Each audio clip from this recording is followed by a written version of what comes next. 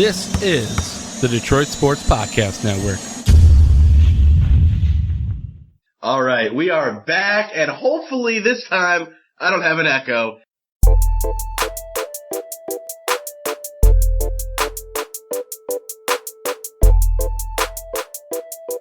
This is the practice squad, and it's going to be explosive. Doesn't even feel like the right word. It's going to be, I think, a violent episode. Stroz, I didn't even bother to engage with you during the draft because you seemed like you were going to be an asshole to even, like, complete stranger, so it wasn't worth my time. I don't know how much you drank, but I could tell you were drunk. We're going to get into that. Also, as always, we're going to have some fun. I am back on a diet again and working out, and Thursdays are my cheat days, so I get to eat something good today. Stro's going to help me figure out what that's going to be. But before we get too deep into it, I just want to take a second. If you're listening on the podcast, we are at least attempting to do these live now. We had some trouble with our first go around today. I set this all up yesterday because I had never done this before, so it was a bit of a learning experience. But, Stroz, does this happen to you? So even though I use Chrome, whenever Chrome needs to open, something else, like a different page, different tab, it always goes to Internet Explorer.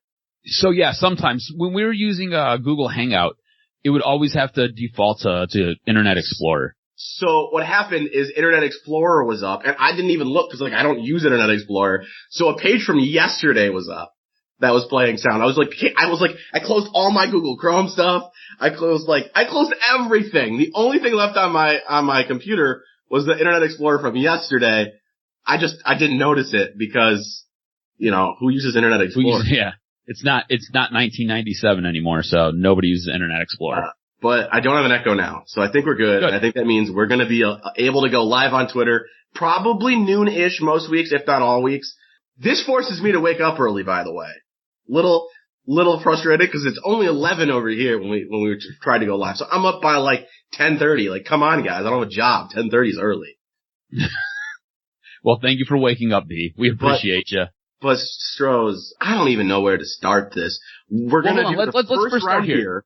Let's first start here, okay? So we're going to delve into this first segment. We're going to delve into the first round in my big beef and why I feel like you and other people are sheeps here. But let me give you a little bit of background. So I was hammered. That was very clear. For parts of that draft. Once I seen Drew and Jim cracking a couple bottles, I was like, cool, pants off, dance off, let's roll. And I just tapped into the gin and I tapped into the tonic, and next thing you know, I was good to go. And I tried hard to keep the genie in the bag, and what ended up happening was after pick 3, I just kind of lost it. I was pissed. I was upset. Different conversations with you over Twitter. I had issues with. I literally said one thing, and it was very obvious to me reading your tweets. I think I said like 5 words. You were upset they didn't trade back, and I was like, it takes a trade partner. And you're like, I know how it works. Well, that was my, argument with you. And then Paul wanted to jump in, and look, Paulie, if you're watching, I love you. I think you're fantastic. I did not want to have that debate with you, not when I was in that frame of mind. It was going to end poorly for both of us, is just kind of the way I felt. I don't think you were in a frame of mind to debate. I think you were in a frame of mind to belittle. Which I'm sure there will be plenty of today. This was Sparta, and I was kicking you down a forever hole, and you were gonna die. That's where I was at. I was ready to fight anybody and everybody. And look, this is my big issue. Let's just lay it out real quick. This is my big issue with what took place in the first round of the Detroit Lions draft this year. It's not so much the player. I think Jeff Okudah is going to be a fantastic player. I think he's going to be great. Okay? It's not the player. The position I do not like drafting as early as they drafted, and I think he was the right guy, wrong spot. That's the big issue. That's the big problem I have. And this problem goes back to the organization just being unable to get out of its own way and screwing things up. And it didn't just screw it up that night.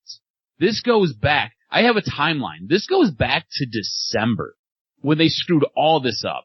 And you can look at Bob Quinn. You can look at Matt Patricia. You can look at the front office. So Martha Ford, Sheila Hamp, throw in Rod Wood as well. All right. Go back to December 17th of 2019. That's when the mandate for the Lions being playoff contenders comes out. All right. Martha Ford's own quote, "We expect to be a playoff contender in 2020, and those are our expectations. We've expressed those to both Bob and Matt." Fantastic. So now that sends a red flag up for the rest of the league, who is now aware that this team is in win now mode. There is no longer building whatever Matt Patricia wanted to build when he came here. Because his first 2 years, he got a little bit of a pass. It was, okay, cool. They're building something that Matt Patricia, that's what the explanation was. Whatever Matt Patricia wants to build, that's what they're building. They got to tear it down to rebuild it. That's what it was. No. December 17th, the whole narrative changes. When Martha Ford, Sheila Hamp, and Rob Wood come out and say, no, we need to be playoff contenders in 2020. And then we've kind of broke that down and discussed what that actually means. February 13th, let's fast forward now. February 13th, 2020. WDIV's Bernie Smilovitz comes out and says the Lions have had discussions about trading Matt Stafford. Not even 2 days later, on February 15th, Bob Quinn comes out and sends a text message to reporters stating that they are not actively engaging in trade talks. And the text message was described as emphatic. Emphatic, saying, no, we will not trade our quarterback. So hold on. So now that sends up another red flag to the rest of the league that says, hey, we're not interested in a quarterback. Doesn't matter that we have pick 3. Doesn't matter that there's at least 3 quarterbacks that could go in the top 10. It doesn't matter. It doesn't make a damn bit of difference because we're not trading our guy. And that's all because you want to appease Matt Stafford, who you haven't won anything with. You've not won a damn thing with. Okay? And I agree. Matt Stafford's a pretty good quarterback. All right, but you haven't won anything with the guy. I think it's so, it just lacks critical thinking to believe them saying, yeah, we're going to take a quarterback or we might take a quarterback. It lacks critical thinking to believe that that's all it takes to make a trade happen. No, but you going out and you totally removing that from the table. How? Is a big mark against you. They met with Tua. Wait, hold on. It gets even worse. Yeah, great, you met with Tua, but you've already said you don't want a quarterback. But you're in win now mode. No, but yes. And if there is any blame to go around, I had not heard that angle. If your angle is on at the very top, ownership for saying we're gonna win, I can hear that because you're right. The moment I heard that, I told you they weren't gonna trade Darius Slay. But to go any further than that to me is crazy. Bob Quinn still met with Tua. That to me is far more meaningful than words that are said by a GM. GMs lie all the time. And they're supposed to. They're absolutely supposed to. Especially in draft time. You're supposed, but when your owner comes out and your owner says, no, you need to win. And you're an organization that is in a position where you have anywhere from 10 to 15 holes on your roster that have to be filled. You need to go out and get impactful players. Guys to make a difference. With your first pick, you're not going to draft a quarterback to sit behind your franchise QB. You're not going to do that. Let's take the one thing. Because I said, if you want to put the blame at the very top, I'm not going to fight you on that.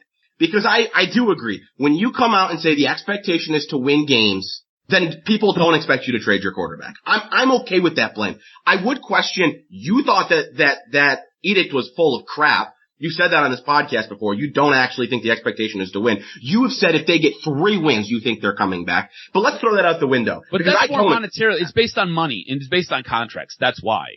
That's fine. But if you don't believe it, it's kind of a little weird to go in and throw that and say it's a problem when you say that because you don't even think it's true. But let's say it is true. I'm not going to fight you that hard on that part of it because yes, when your owner says it's time to win now, no one thinks you're going to trade your quarterback. But to me, putting the blame on anyone below that, putting it on Bob Quinn or Matt Patricia is wild because actions speak louder than words when it comes to general managers. Would you agree with that? Not just to us, but to other general managers. Yep.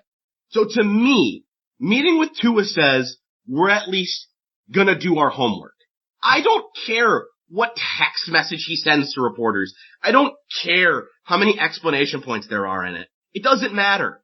They're meeting with Tua. That's as much as they can possibly do to convince teams they're gonna take a quarterback. Now, I'll say this. I don't think it convinced anybody they were gonna take a quarterback. I don't think you were going to. It wasn't gonna happen. And I want to go even a step further. Let's say you did. Or I just don't believe that teams that are all in on a quarterback are gonna wait just because they don't think the Lions are going to take him. If a team is all in on a quarterback, if the Dolphins were all in on Tua, it didn't matter what the Lions wanted to do because they would have been nervous of the Chargers jumping or anybody else or even the Patriots jumping because Bob Quinn did talk about the want to trade down. And that was the way that was going to happen. To me, nobody was all in on their quarterback. And I went back and I looked at the history of first round quarterbacks. And so last year, they weren't all traded up for. But the previous 4 seasons, so that means the 2018 draft, 2017 draft, the 2016 draft, and the 2015 draft. Every single quarterback taken in those 4 first rounds was either traded up for or the number 1 or 2 pick. And that trend stopped last year. And then it didn't happen again this year. I mean, I guess really the only one who broke that, no, 2. Both Herbert and Tua broke that because there was one in the first overall pick in Burrow. And obviously Jordan Love was traded up for it. But my belief is that it was legit. We heard Miami and San Diego were both kind of They would take whatever quarterback fell to them. And I believe it because if one of them was all in, you do not risk somebody else coming up ahead of you. So if you were a general manager who had any balls, what you could do is you could draft Tua and you could have your generational quarterbacks and then you could then you could call Miami. If Miami really wants him bad enough, say, hey, guess what, guys? I got him. Because Miami never believed that you were taking him. So pull their card. What happens if they take Herbert? Take Tua. Take Tua. Call them. Say, hey, guess what, guys? I got him. You want him? Come get him. And if they don't want him, they want Herbert, go get Herbert. Cool. You know what? You're calling the Chargers. Chargers, you guys want him? I got him. Come get him. What are you giving me? That's what you do. All right? And big deal. You have your next quarterback. You have your generational quarterback. You have a succession plan. Oh my God. Crazy, right? Good organizations have succession plans for their quarterbacks. Literally nobody in the draft. Who comps to Drew Brees. Insane, right? Absolutely insane. Let me get back to giving you this timeline. February 27th. No, hold on. Matt Patricia denies Stafford trade rumors, saying that it's comical. Kind of to me, to be honest with you, not interested in doing any of that. There's no conversations of that whatsoever, Patricia said he said that to Good Morning Football's Pete Sprague on the 27th. And then on March 17th, they go out and they spend $13 million on a 3-year deal to sign Chase Daniels. Right there, you're not drafting a quarterback. You're not. So in this case, you've painted yourself into a hole to where you have devalued your own pick because your organization is so inept at being able to do things the proper way and being able to maximize. The problem is maximizing the value for your 3rd overall pick. You do not have the ability to maximize the value because of everything that has gone on since December. That's my problem. You're not a good organization. You are a bum of a general manager. This was probably your best draft. And I applaud you for finally figuring it out. Fantastic. But you know what? You still screwed up your 1st overall pick. You devalued it going into it. And then on April 17th, you want to talk about, we've had calls. People have called us. We've had calls as far back as the combine. But you know what? I want to get a trade done before Thursday afternoon. That way, we're not on the clock when somebody wants to trade with us. What? Oh my God. Who should be taking calls at the last moment? Are you a child? Like, your anger comes from such a reasonable place, but like, calm down for a second and use any logic. Like, I don't even know what to address. You're a sheep. I don't know what you want. I can't herd you into the crowd. Let me talk. You're a sheep. Dude, My bad. I don't even know why am I on this podcast right now? Like, I can't, you're going point to point to point across the board. Okay. First, let me go back to this idea of taking him and then trying to trade him. First of all, that's not football. Nobody does it. You're like, if you're a good GM, this is what you do. Well, none of them do that. The Patriots have only done it after waiting 3 or 4 years on a guy. Nobody drafts a quarterback with the intention of trading him. Nobody drafts any position with the intention of trading him. That's not how the NFL works. Happened to Eli Manning. Oh, cool. Thanks for your example 15 years ago. I'm just saying, you say it never happens. It has happened. One of those guys is retired, and the other guy is going to be a garbage starting quarterback for a different franchise this year. You're giving me an example that is basically based around a retired player who refused to play for the team that drafted him. What I'm telling you is that it has happened. Now, you just said it doesn't happen. It doesn't. One time in 20 years, it doesn't happen. That's why. Do you seriously think one example in that span of time is enough to say it happens? You said it never happens. I just gave you one right off the top of my head. That is the most ridiculous, one time is considered an exception, Stroz. It is an exception to the rule. Every rule has exceptions, and the exception is the rule is this doesn't happen. The exception is Eli Manning. Now, if they loved Tua, drafting him as a succession plan, I don't love it at 3, but I don't have a problem with it. I understand you wanting it. But because you think Tua is the guy doesn't mean that should be the play. If they don't like Tua, taking him and hoping you can trade him is incredibly risky. There's a chance that you come out of the 3rd overall pick with a backup quarterback you don't even like. That's crazy. Now, as to what Matt Patricia said, and him saying it was comical, we just agreed actions speak louder than words. They met with Tua. Okay. But if you don't, so here's the thing. You can meet with the guy, but if you're not seriously meeting with him, it's just a smoke screen. That's all it was a smoke screen. They were dialed in. You cannot tell me that they were not dialed in on Okudah from basically Jump Street. What is Bob Quinn is the worst poker player ever. As soon as, whenever my unemployment runs out, legitimately, I'm calling Bob Quinn up and I just want to play cards with him so I can take all his money. For real. You take what these guys say so incredibly seriously. I don't. Yes, you do. I think they're ass clowns. No, I think what they do, and I think what this organization has done, I just painted the picture for you that this organization devalued the 3rd overall pick and forced you to draft a cornerback. You will not at 3. I mean, what was Patrick Peterson drafted? 5? I mean, he's being called the best cornerback since him. Fantastic. I wanted you to take Okudah at 5. I mean, I did too, but it wasn't there. There were no trade backs until 13? Okay, let's do this. You're the smartest guy in the room. No. Shut the hell up. No, let's do this. No, you're the smartest guy in the room. Let's do this. Okay? How would you have maximized the value for that pick at 3? What would you have done? I want you to put your Bob Quinn hat on. And I'm sure they did. Let's see. Put your Bob Quinn hat on and tell me how you would maximize the value.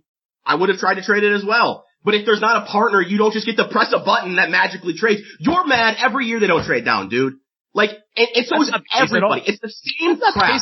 Everyone is mad when they don't trade down. Last year I wanted them to trade up and grab Josh Allen. Not the case at all. You don't want them to trade up. You're hoping he fell. But okay, maybe you weren't mad last year. You traded up. Maybe you weren't mad last year. But this is the same crap. It's every year they should have pretended they wanted this guy. So that's not the way it works, man. Nobody was willing to trade up in this draft. That's why it didn't happen until 13. And by the way, Stroz, there's exceptions to this rule too. The Packers came up and got Jordan Love. You can't force people to want guys. Nobody wanted Tua bad enough. If somebody wanted Tua bad enough, they wouldn't risk somebody else jumping them. And I want to address one more thing because you went so long jumping from point to point. I don't want to miss anything. When Bob Quinn said they wanted a deal done before the draft, what he meant was not if we don't have a trade approved. Then we wanted to have the parameters worked out. Right. So then when things fell, nothing wrong with that. I'm aware. Basic NFL draft, and why were you complaining about it? Because it makes him sound like an ass. No, it makes doesn't. him sound like a boob. You come from a place of he's an ass, and so you hear everything that way. I have issues with this draft too. But listen. So I know you're in Houston right now. All right. This is the big thing that came out of the draft, and then 2 days later that came out about the draft. So Bob Quinn in his post-draft presser, right, was nobody really wanted to trade up with us. There was no options for us to move back. All the other GMs look at our books, look at our contracts, and know what we've got going on and know what our situation is. So everybody realized that we weren't going to take a quarterback. Yeah. Well, no kidding, because you signed a backup in Chase Daniels for $13 million and 3 years back on March 17th. The same guy who our literal first episode wanted the Lions to get a backup quarterback. Literal first episode. But he comes out days later and he basically puts his own foot in his mouth by saying, really didn't look at what other teams were doing. We were kind of focused on us, not really paying too much attention to, we wanted to get Okudah. We were kind of nervous that maybe Miami would come and take him. Okay, here's the thing. Miami just signed 2 cornerbacks and just paid those guys. So you knew Miami didn't need a cornerback. I don't know about you. The Giants I had them tagged for taking an offensive tackle since day one. You just invested all this money in your running back and in your quarterback, you need to protect those guys. So I had them taking an offensive tackle. Maybe far chances they take Isaiah Simmons. All right. You go to the Chargers. Their quarterback is Tyrod Taylor. Tyrod Taylor's not a good quarterback. Newsflash. There's no way that they weren't taking a quarterback. Okay? Miami has Ryan Fitzpatrick. They're taking a quarterback. Like, you can look at other teams and you know what they need. You know what their needs are.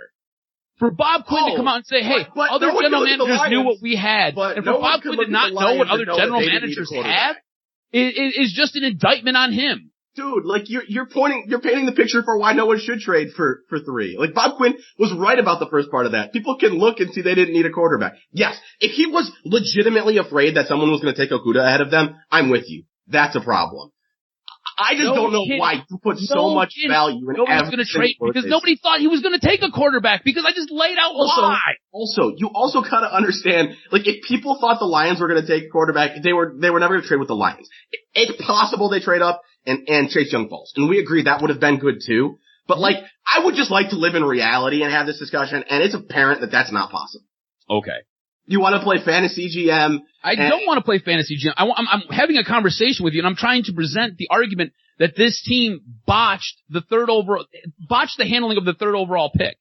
And you don't want to hear it. There's a world. No. I just don't think there's a world where somebody traded up. If they wanted Tua bad enough, they were going to trade up whether or not they thought the Lions were going to take them. They didn't. Because you don't think the Chargers were a threat? I do. But you have to realize, too, you were in a weird situation this year. There were 3 quarterbacks that went in the top 6.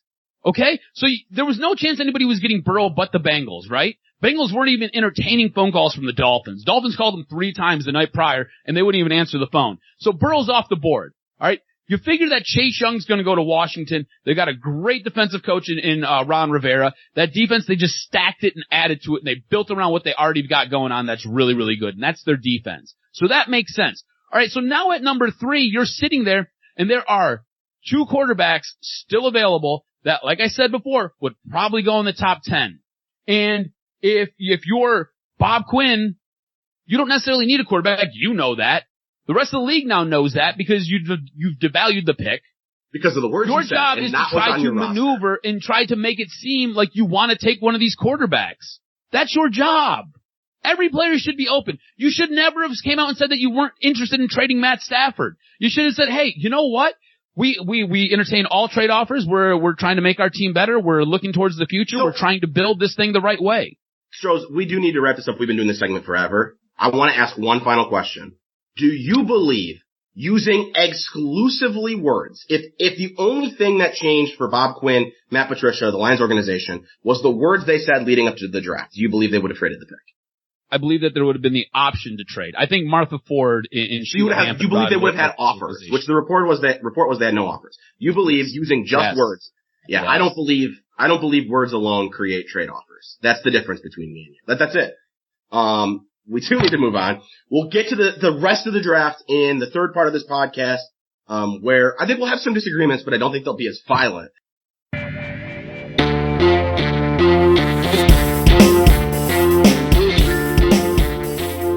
So twice in my life, I have had what I would call successful, I don't like using the word diets, I'm not a fan, but I've successfully changed my eating habits. Unfortunately, both times I fell back into my old habits. It's a struggle for me. I like my food. But you do like your food. We haven't done a second segment on food in a minute. I know, I push for them a lot, but we haven't done them in a while.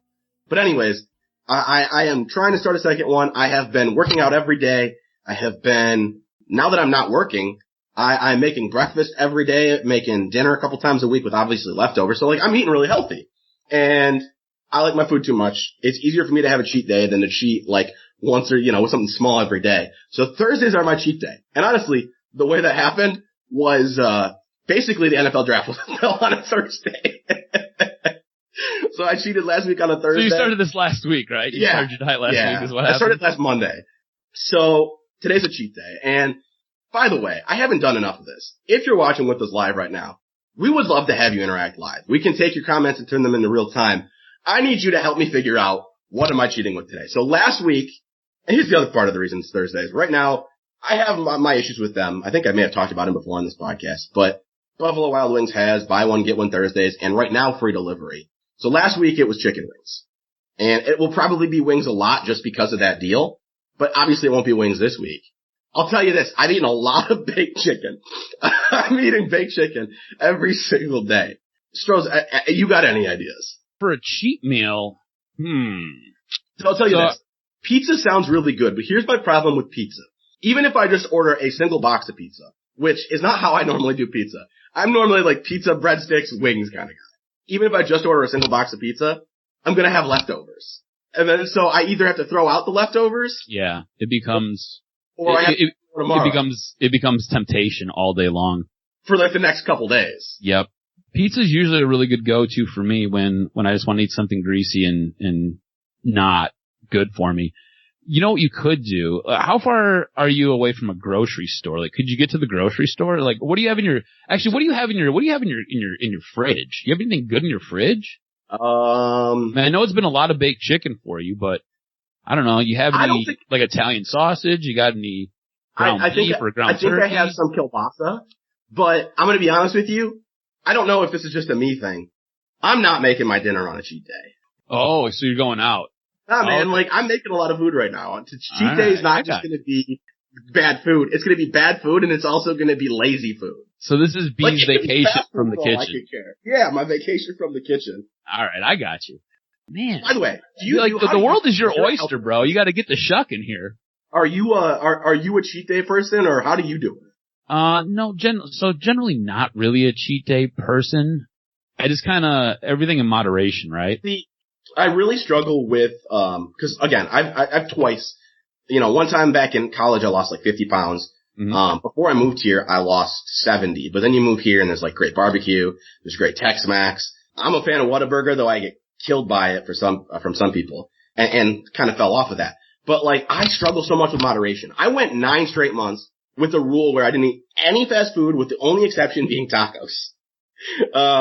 That was mostly because I had friends who I hung out with a lot who liked Taco Bell tacos. That was Here's the thing. You can get away with eating tacos. Not bad. You just gotta be like chicken tacos. But the problem was, deep fried chicken tacos. But the problem was, so I went 9 months without touching fast food, basically. Okay. And then I ate fast food while driving down here because it was just hard not to, to stop and grab food on the way. Mm-hmm. And then slowly I found myself like, okay, now I can go once a week. Now I go 2-3 times a week. And all of a sudden, like, I found myself at a place where I was getting fast food 4 or 5 times a week. Like, I struggle with the moderation thing. Even cheat days for me, like, it's hard for me to have a cheat meal. It is a cheat day. It is very hard for me to like wake up and not just eat like trash the whole day. Like, I've been looking forward to today and what I was going to eat today for at least the last 4 or 5 days. It's like it's your goal, man. It's your marker to get you to where you gotta be. I get it. I was talking to, the friend I play Fortnite with, about how, in this world we live in right now with no live sports, I'm not going out, obviously. Like, I'm not going to the bars on Fridays and Saturdays. I'm not seeing friends. Like, there's not a whole lot to look forward to week to week. In a way, this is almost created, like, I'm looking forward to the day I get to eat garbage.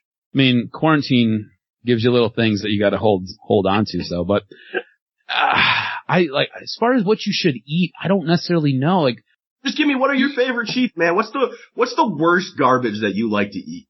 I love pizza because I'm a total fat ass. You're like, no. So, like, where you're at, man, like, barbecue sounds amazing. Like, I'd go get some brisket and just covered in some barbecue sauce, and I'd probably eat a baked potato with everything on it. And some cornbread. I love like me and you as the crap we're eating. You're like, I'm gonna get a baked potato. I'm like, wait, that's unhealthy? No, but like with everything on it. Like butter, sour cream, maybe some bacon. I don't really do the cheese, I don't do the cheese all that much. So I don't know. I'm probably not the best person to ask about this, well, I don't know why I said yes. You told me you liked it too. Like, I wasn't trying to force this. I mean, if you're watching, I have eaten. So I made like a Hawaiian chicken marinade, I think 3 days ago, and it was okay. It was pretty good, but like, I'm making it in bulk so I can eat it for like the next 3 or 4 days. And the first day it's good, but if you have ever tried to force feed yourself baked chicken 7 days a week, microwaved baked chicken, no matter what you did to it, is so incredibly So we're getting some comments here. Oh, I just lost it. So I'm trying to watch this as we do this. Are we getting them on Periscope? Because I'm trying to watch it too. Yeah, that's we're getting my bad. On Periscope. That's my bad to people commenting on Periscope. Derek said homemade chicken Alfredo with a ton of spices.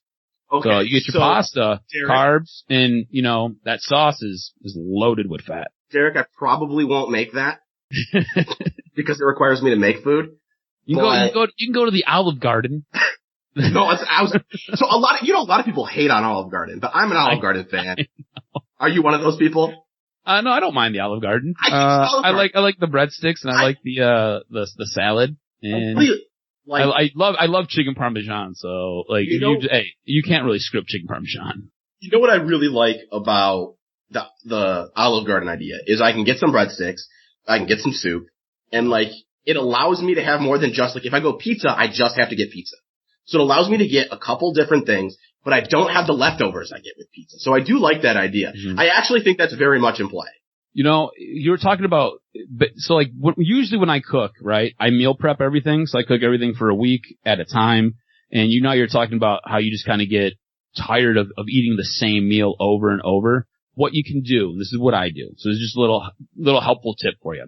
When you prep all your food, right, season your chicken one way, season your chicken the other way, and then freeze all the extras, and then basically just pull it out of the freezer the day before for yourself. You can kind of alternate between different flavored meats there. Not a bad idea. I did make the other day baked chicken parmesan, and that was a lot better reheated because you could do I just add a little bit of fresh marinara to it instead of the stuff that I cooked it with the day before. So at least it wasn't so dry. Well, Stroz, you were useless.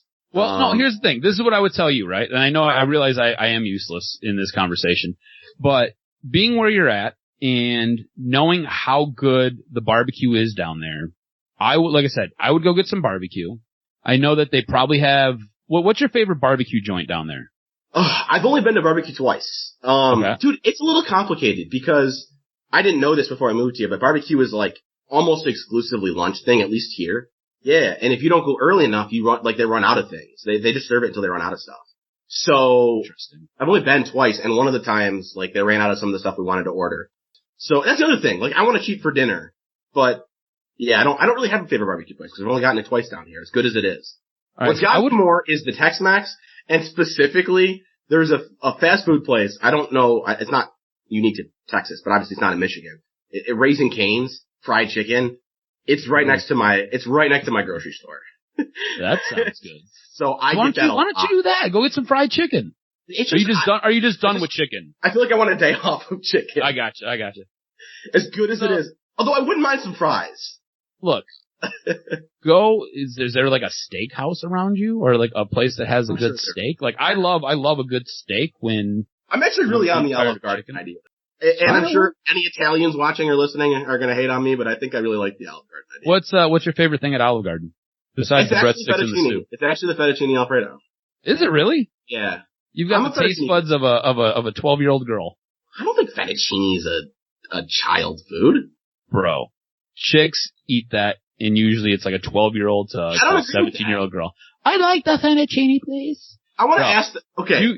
What you need to do is you need to go, if you're going to go to Olive Garden, you need to get you don't want chicken, so skip that. But if they have cannelloni or if they have the manicotti, get one of those. It's basically just pasta either stuffed with meat or stuffed with cheese. It's great. I do want to ask that question before we move on, not to you, to anyone listening, watching. And if you're not watching live, you can always still interact at @BrendanRiley_ on Twitter, at Adam R. Stroz. BT Dubs. Paulie says Olive Garden is a great idea. I think that's the route I'm going to go. I got to figure out, after you told me you were seeing comments on Periscope, I don't know where to get those because I'm using a different source to broadcast to Periscope. That's how you get both of our faces plus the logos. I'll take care of the comments. Yeah. I've got it up on my phone and I've got an eye on Twitter if anyone comments there. But I want to ask the question just to anyone listening or watching before we move on to rounds 2 through 7 of the Lions draft. Is fettuccine Alfredo a young meal and B, a woman's meal? I don't care if the answer is yes. I love my fruity alcoholic drink, so I really don't care. I just have never associated it with that. So now I'm kind of curious. Hold on. Let me go off mic here real quick. I have a friend while I'm recording. So give me one sec. Hold on. Let me ask them. Oh God. Fettuccine, is that a female's meal and is it a young girl's meal? 100%. Yes and yes. Okay, let me ask the person here with me as well. Hey, is fettuccine a young girl's meal? No? You've never heard that before? Okay. I see what you did there. Hey man, I'm checking with the person here in my apartment. Alright, we do gotta talk about round 7 of the draft. It won't be as violent as the first round. I don't think so, which is good. I don't need it all to be violent. I don't mind arguing with you, but I want to have some fun.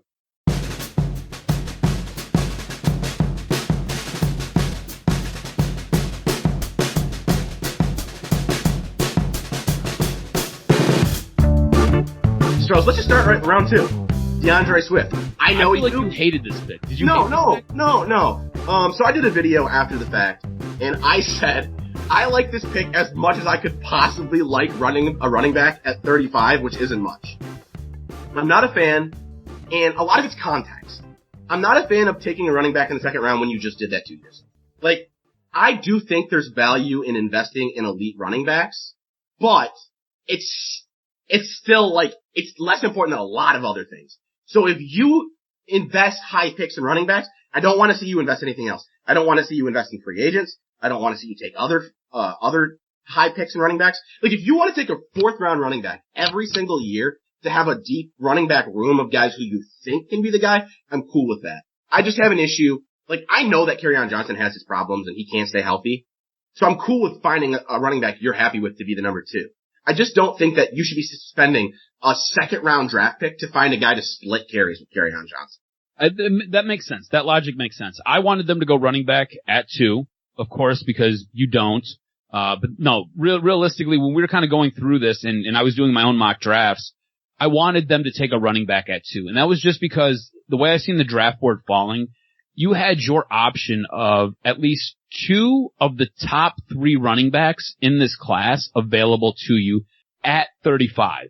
And the Lions arguably got the number 1 running back with pick 35. So you got the number 1 cornerback, you got the number 1 running back. I'm okay with this. I like this. Kerryon Johnson, I never understood the Kerryon Johnson love and fascination. Ever since he was in college, the guy has been nothing but beat up and hurt, hasn't been able to stay healthy, and when he's gotten to the league, it's been the same thing. He can't get through a complete season. So the way I see this playing out, especially in this backfield, I think it's going to be heavy DeAndre Swift. It's going to be some Kerryon Johnson as your change of pace, and what you might get is you might keep Bo Scarborough on the roster as an extra running back. But I think it's going to be heavy with those 2 guys, and I think this helps prolong Kerryon Johnson's career, and I think it helps accentuate the things that he does well. But there is no way Kerryon Johnson is an every down back. I know investing your second round pick, especially second time in 3 years. Right. Especially pick 35. Right. That's a big part of it too. That's a lot of top of the second. Yeah. I mean, I do think when you look at the draft as a whole, they did a good job emphasizing guys who are going to make an immediate impact. Yes. Whether or not you were happy with them staying at 3, Okudah's going to have a big impact early. He's probably your number 2 cornerback day 1. No, exactly. DeAndre Swift, I happen to think Kerryon's probably going to start the season as the number 1, but DeAndre Swift's going to play a role from day 1 and may take over as the number 1. I really liked the 3rd pick in Okwara. I do think there's a very interesting question that comes into play. They drafted a pass rushing linebacker in Okwara. They signed a pass rushing linebacker in Jamie Collins. Of course, both, they're able to play pass coverage. These are both guys who are good at getting to the quarterback. Does that mean they're going to blitz now?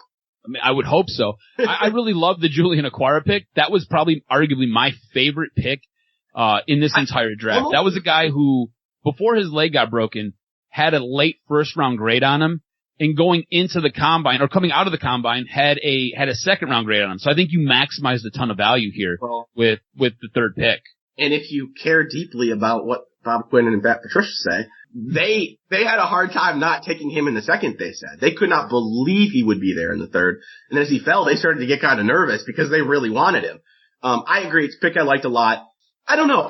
I was, as far as, and we probably shouldn't totally ditch the running back conversation just yet. But as far as back-to-back guards, I don't know where I fall on that. I think they overall probably invested in offense a little bit more than I'd like. To take 2 guards and a running back in all 3 of those in the first 4 rounds is probably a little more than I like. But the guards, I mean, you probably have a need you probably have a guard and a half worth of needs. So you assume one of them starting day one, maybe the other one's in a guard rotation, which, by the way, I'm not necessarily saying I support the guard rotation, but I think the guard rotation's a lot less bothersome when Graham Glasgow is not part of the rotation. When it's, so here's the thing, right? I don't necessarily have a problem with them going back-to-back guards. I don't know if I would have done it. Looking at what was available to them, especially in the third round. The fourth round, I really do like Logan Steinberg. I think he's going to be solid. I think he's going to be a stud.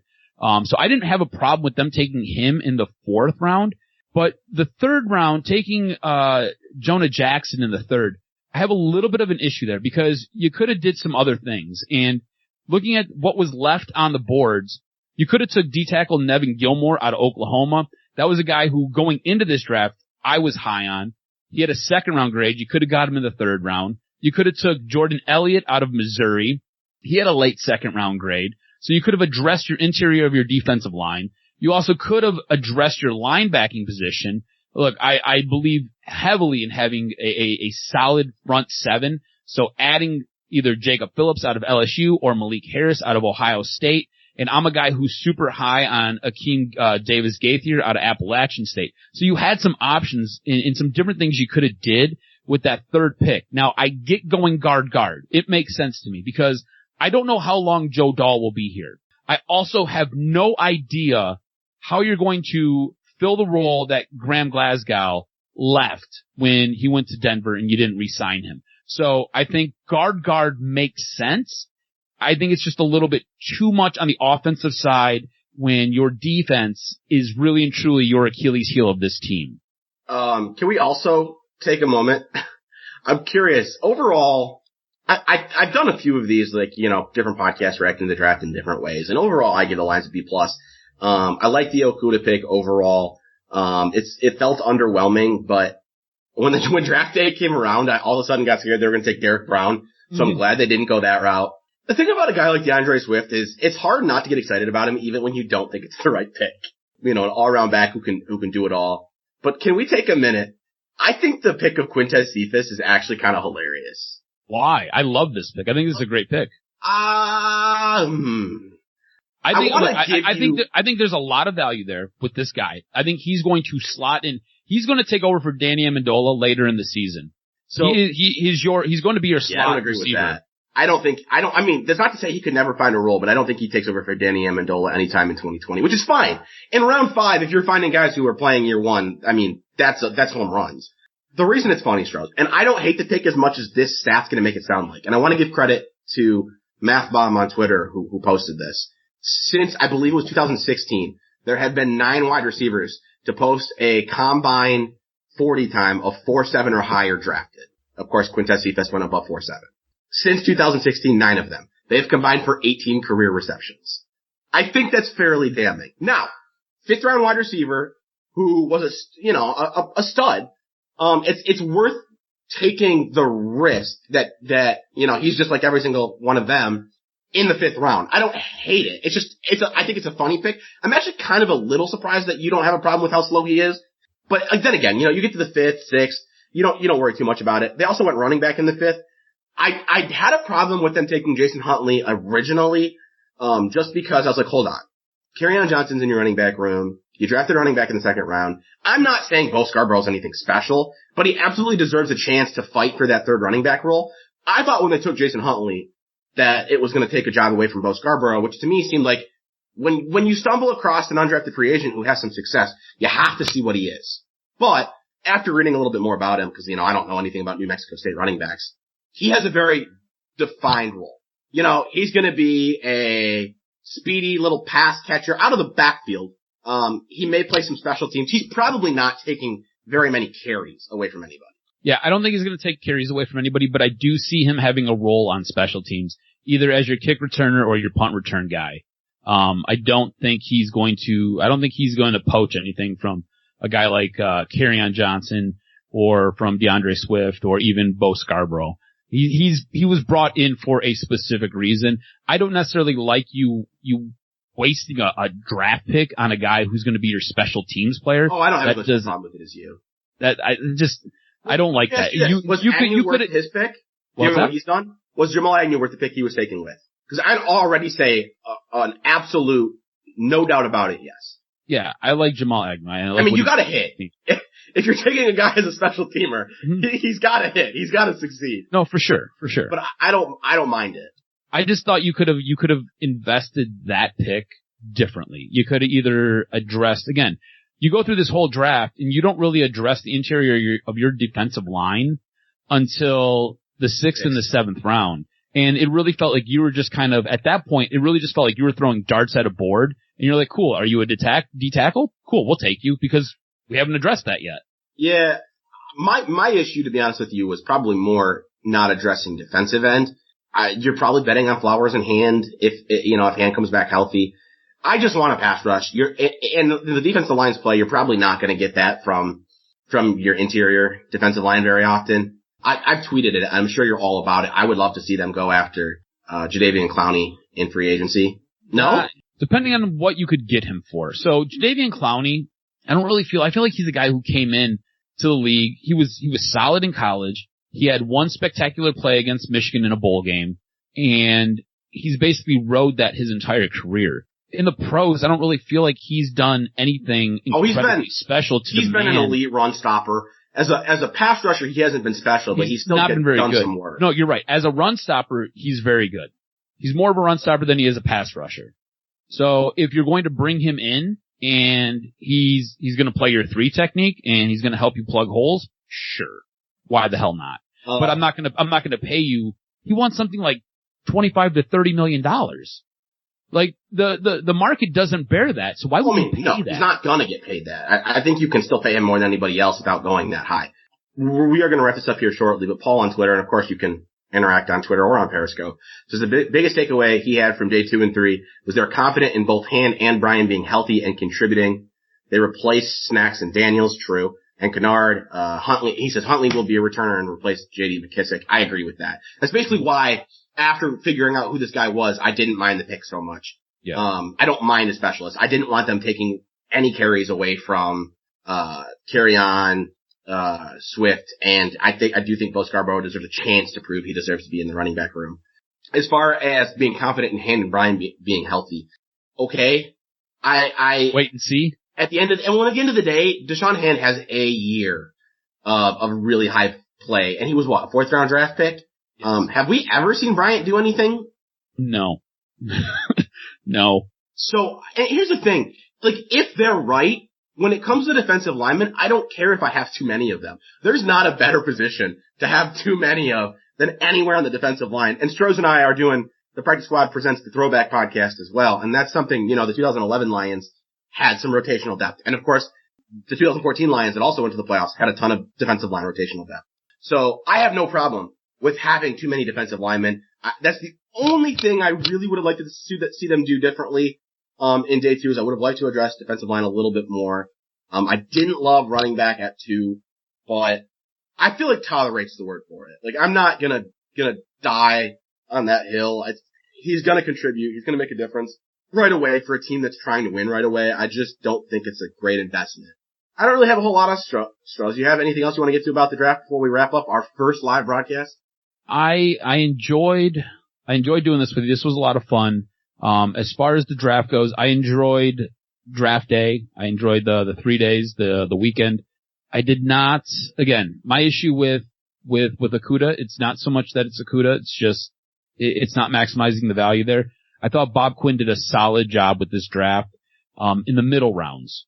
I thought if you look at kind of the ends, the first and then round 6 and 7, I didn't really like what he did there, but basically 2 through 5, I don't really have a whole lot of issues with it. I think he could have did some things a little bit different. I thought he did a solid job overall. All right, that's going to do it for us. Thanks for hanging out with us live, or if you're listening on the podcast, appreciate that as well. We will be back. The plan is to do this every week from now on with live broadcasts, at least for the foreseeable future at noon. If either of us get jobs, who knows? Timing might need to change a little bit, but that's the plan. Thanks again for listening. This is the Practice Squad. Before we go, tweet out your food tonight. Whatever you eat, tweet it out. Picture or just words? Picture of it? Of course. Yeah. All right. Picture. I'm not a take a picture of your food guy. That's okay. You're going to do it tonight. All right. Thanks for listening. This is the Practice Squad.